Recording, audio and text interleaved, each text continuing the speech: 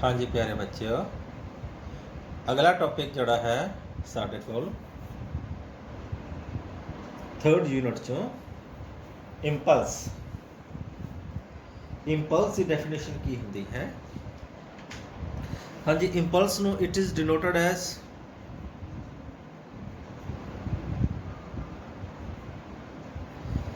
आई vector form च। Impulse is a vector quantity. किसी book के विच इसनू जे ना भी डिनोट करता है। तो it is defined as, definition क्या है दी? It is defined as product of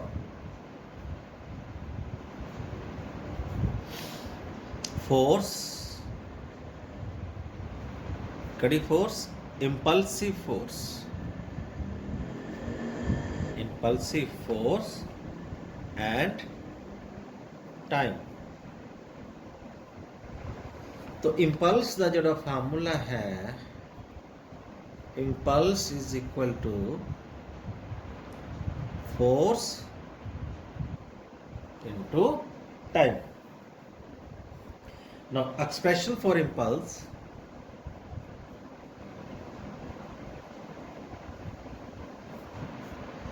हाँ जी, suppose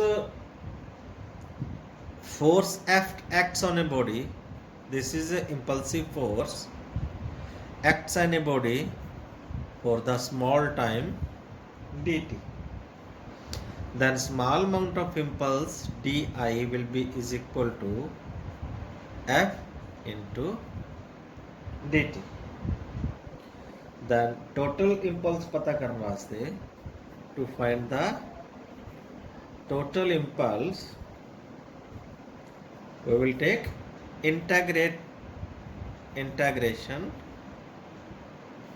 on both sides। जब दोनों पास इंटीग्रेशन कर देंगे तो डी आई की इंटीग्रेशन क्या हो जाएगी? I integration of F into D T. तो एफ इज कांस्टेंट क्योंकि फोर्स लग रही है कांस्टेंट फोर्स, ठीक है। Then I will be is equal to F vector integration of D T. Suppose time की लिमिट है t1 तो t2।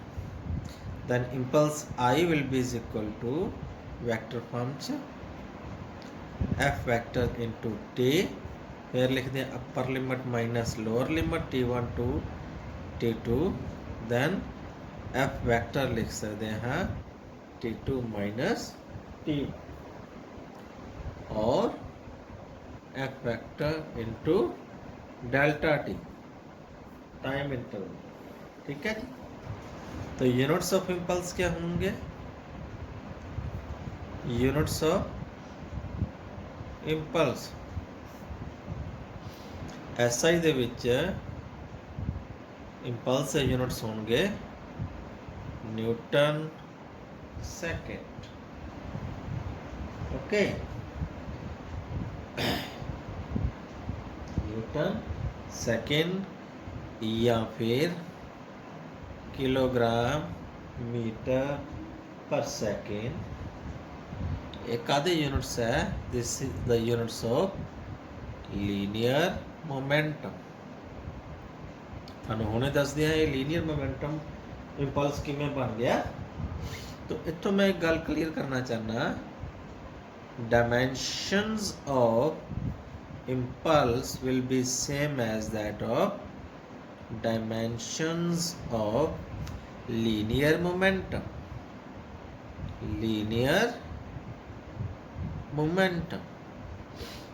p, ठीक है। Let's prove it. अगली जी डेरिवेशन है बड़ी इंपॉर्टेंट है ये,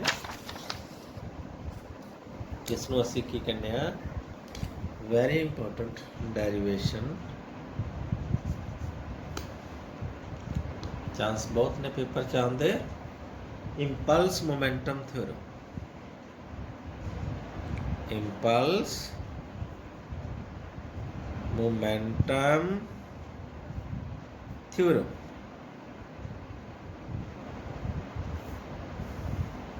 ना और डिस्कस करिए इंपल्स मोमेंटम थ्योरम की होंगी।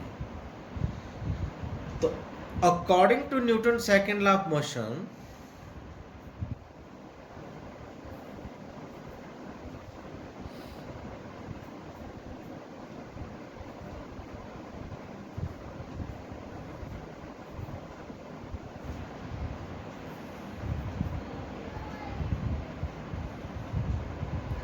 force acting on a body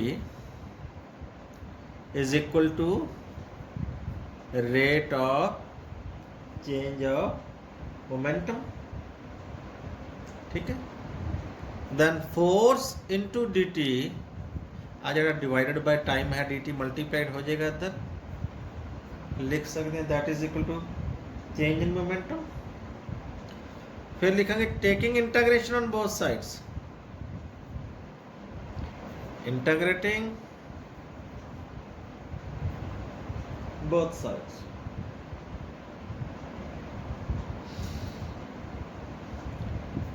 dp ਦੀ इंटीग्रेशन इधर आ जाएगी f इंटू dt ਦੀ integration. Let p1 is the initial momentum, p1 क्या है इनिशियल मोमेंटम, P2 क्या है final momentum.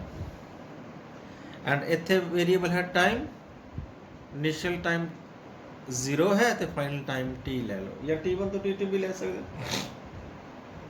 Okay, then dp की इंटीग्रेशन लोगे तो p आ जाएगा, फिर ब्रैकेट p1 तो p2 लिमिट लिख दें, f कांस्टेंट आप बाहर आ जाएगा, dt की इंटीग्रेशन t आ जाएगा,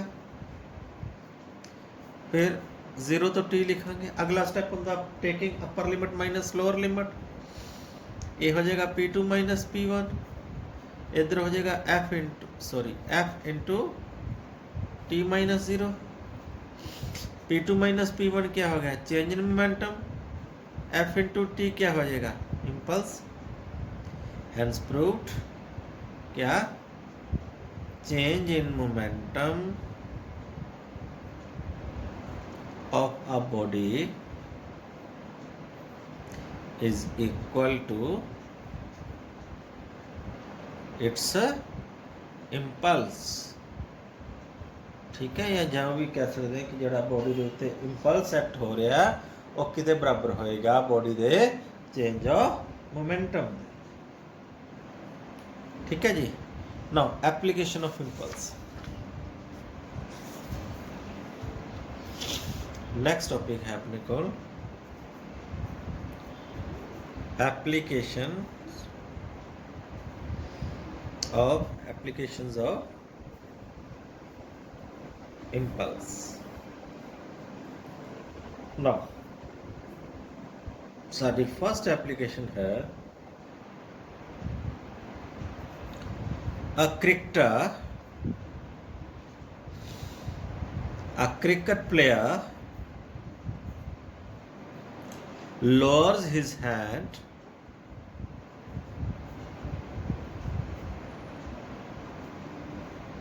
while catching a ball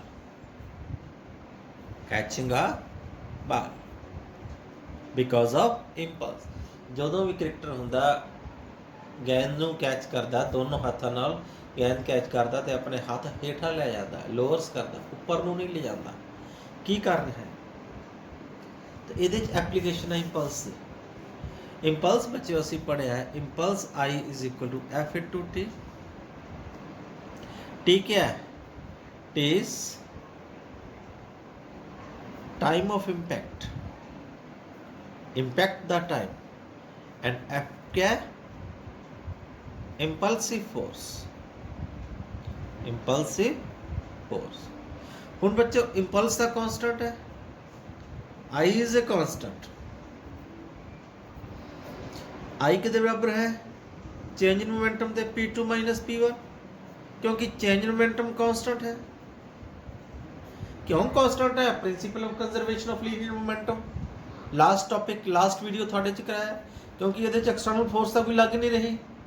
जब बॉडी च एक्सटर्नल फोर्स जीरो है दैन बॉडी का मोमेंटम चेंज जीरो है, ठीक है, तो मोमेंटम तो उन्ना ही चेंज होना है, कांस्टेंट है। इसका मतलब जो चेंज इन मोमेंटम कांस्टेंट है, क्योंकि फाइनल मोमेंटम है P2 जीरो है, क्योंकि सानू पता बॉल ने अल्टीमेट रुक जाना। P1 इनिशियल जो बॉडी की मोमेंटम है कि जो बॉडी जिस वेलोसिटी नाल बॉडी आ रही है, तो इसका मतलब इंपल्स कांस्टेंट है, तो F इंटू टी कांस्टेंट होना चाहिए। F into T will be is equal to a product constant होएगा, means I can write F1 T1 is equal to F2 T2, means जब टाइम बाद जे फोर्स कट जाएगा।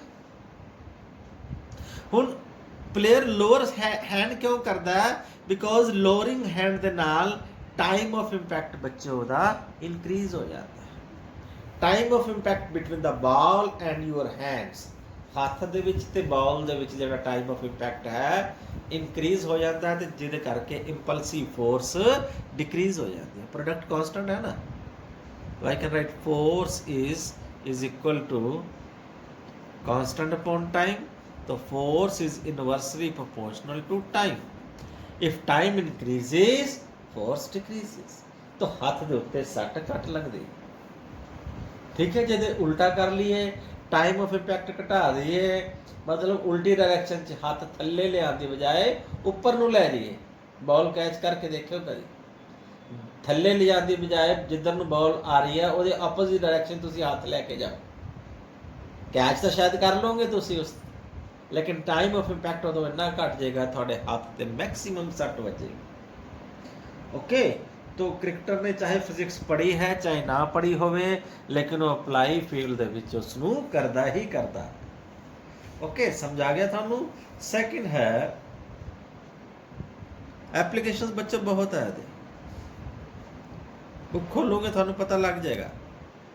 A person following on the cemented floor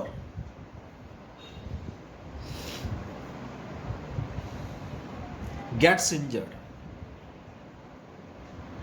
Why?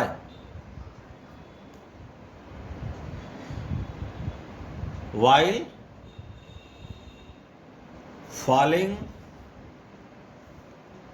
on the heap of sand is not injured. Why? एक number का question 2 number का पूछ लेंगे कि जे तुसी छत तो छाल मारते हो ना, सीमेंटेड फ्लोर होवे, सीमेंट का फर्श होवे, थानू सट लग जाए, क्यों लगती है? तो जे हुई तुसी गद्दे ते मारो, हीप ऑफ सैंड मतलब रेते दे ढेर ते मारो, थानू सट नहीं लगती। रीजन बच्चों सेम रीजन, आहा, F is inversely proportional to T। Time of impact increase हो जाता है, क्या? टाइम ऑफ इंपैक्ट इंक्रीज हो जाता है। जे सतह सरफेस फ्लफी है, सैंड है, ਉਹਦੇ ਨਾਲ ਕੀ ਹੈ, टाइम ऑफ इंपैक्ट इंक्रीज हो जाना। टाइम इंक्रीज हो जाएगा तो थोड़े सट घट जाएगी, फोर्स घट जाएगी।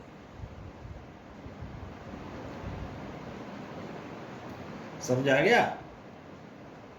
बहुत सारी एग्जांपल है। Vehicles fitted with shockers, shockers तुसीं देखे होने, स्प्रिंग टाइप अरेंजमेंट्स होंदे ने स्कूटर दे, मोटरसाइकिल दे, कारां ते, बस ते, ट्रक ते शॉकर्स होंदे ने। अजकल तो साइकिल भी आन लगे शॉकरां वाले, ठीक है ना।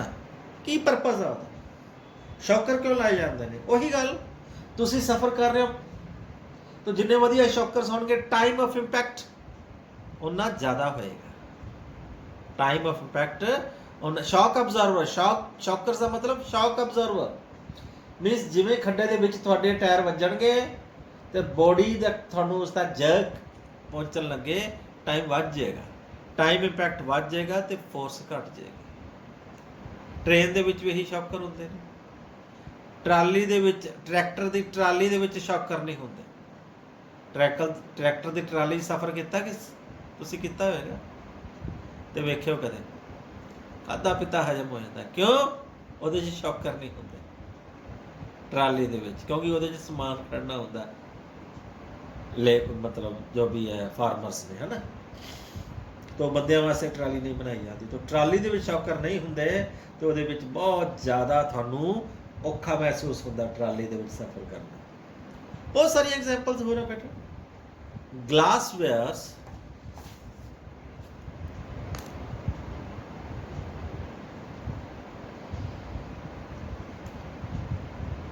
are wrapped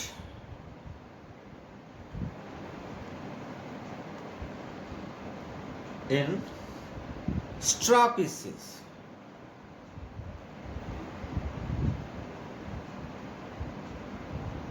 before transportation। एक ही चीज़ है, जे तुसी ट्रांसपोर्टेशन की होवे, मीनस तुसी एक घर तो दूजा घर च शिफ्ट किया होवे, ਜਿਹੜੀਆਂ ਕੱਚ ਦਾ ਸਮਾਨ ਹੁੰਦਾ ਸੀ शिफ्ट ਕਰਨ ਲੱਗੇ ਕਿਵੇਂ ਪੈਕਿੰਗ ਕਰਦੇ ਆ, ਉਹਦੀ ਡੱਬੇ ਦੇ ਵਿੱਚ ਕੀ ਕਰਦੇ ਆ, ਸਟਰਾ ਪੀਸਿਸ ਆਫ ਪੇਪਰ ਰੱਖਦੇ ਆ। ਸਟਰਾ ਪੀਸਿਸ ਆਫ ਪੇਪਰ ਦਾ ਮਤਲਬ ਆਹੀ ਫੂਸ ਰੱਖਤਾ, ਜਾਂ ਫਿਰ ਅਖਬਾਰਾਂ ਦੇ ਇਕੱਠਾ ਕਰਕੇ ਅਖਬਾਰ ਅੱਗੇ ਦੇ ਪਿੱਛੇ ਰੱਖ ਦਿੰਦੇ ਤਾਂ ਕਿ ਕੱਚ ਦਾ ਸਮਾਨ ਟੁੱਟੇ ਨਾ।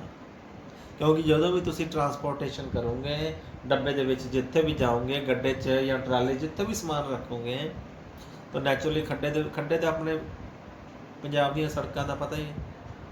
ਤਾਂ ਜਿੱਥੇ ਖੱਡਾ ਆ ਗਿਆ, ਟਾਇਰ ਨੇ ਤਾਂ ਖੱਡੇ 'ਚ ਵੱਜਣਾ। ਤਾਂ ਟਾਇਰ ਦਾ ਜਿਹੜਾ ਇੰਪੈਕਟ ਹੈ ਤੁਹਾਡੇ ਕੱਚ ਦੇ ਸਮਾਨ ਤੱਕ, ਟਾਈਮ ਆਫ ਇੰਪੈਕਟ ਵੱਧ ਜੇ, ਕਿਉਂਕਿ ਜੇ ਜਿਹੜਾ ਕੰਟੇਨਰ ਅਤੇ ਕੱਚ ਦੇ ਸਮਾਨ ਦੇ ਵਿੱਚ ਕਾਗਜ਼ ਪਾਇਆ ਹੋਏ ਇਕੱਠਾ ਕਰਕੇ, ਤਾਂ ਕਾਗਜ਼ ਨੇ ਕੀ ਹੈ, ਉਸ ਸ਼ੌਕ ਨੂੰ ਅਬਜ਼ੌਰਬ ਕਰ ਲੈਣਾ, ਟਾਈਮ ਆਫ ਇੰਪੈਕਟ ਉਹਦਾ ਵਧਾ ਜਾਣਾ। ਉਹਦੇ ਨਾਲ ਕੀ ਹੋਏਗਾ, ਫੋਰਸ ਘਟ ਜਾਏਗੀ ਤੁਹਾਡੇ ਤੇ, ਕੱਚ ਦੇ ਸਮਾਨ ਤੇ। ਠੀਕ ਹੈ ਜੀ, ਇਸ ਕਰਕੇ ਉਹਦੇ ਤੇ ਫੋਰਸ ਨਹੀਂ ਲੱਗੇਗੀ। ਓਕੇ ਜੀ, ਇਹੀ ਕੁਝ ਐਪਲੀਕੇਸ਼ਨਸ ਹੈ। ਐਪਲੀਕੇਸ਼ਨਸ ਬਹੁਤ ਜ਼ਿਆਦਾ, ਜਿੰਨੀਆਂ ਮਰਜ਼ੀਆਂ ਪੜ੍ਹ ਲਓ। ਠੀਕ ਹੈ, ਥੈਂਕ ਯੂ। ਇੰਪਲਸ ਇੰਨਾ ਕੁ ਬਹੁਤ ਹੈ ਤੁਹਾਡੇ ਵਾਸਤੇ। Have a nice day.